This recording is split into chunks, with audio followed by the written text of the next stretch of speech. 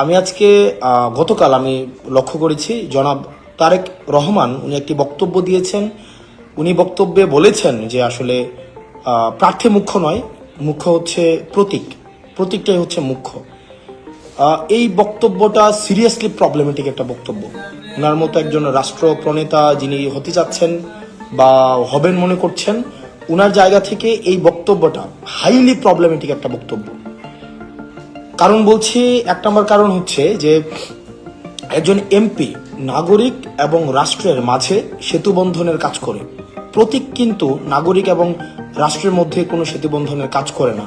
প্রতীক একটা সিম্বলিক জায়গা, একটা অর্নামেন্টাল জায়গা, প্রতীকের যে বিষয়টা।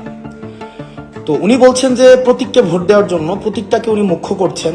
এখন একটা প্রতীকের মধ্যেও যদি একটা অযোগ্য প্রার্থী থাকে, যে ব্যক্তি অযোগ্য, যে ব্যক্তির অপ্রকৃতস্থ, দুর্নীতিগ্রস্ত, আমরা অতীতের সংসদগুলোতে যেটা দেখেছি যে আসলে আমরা এমনও দেখেছি যে শুধুমাত্র দলীয় আনকন্ডিশনাল অনুগত্যের জন্যই, যাদের হয়তো এলাকায় কোনো ধরনের সম্পৃক্ততা নেই, তারাও অনেকে প্রার্থী হয়েছেন দলীয় প্রতীকে।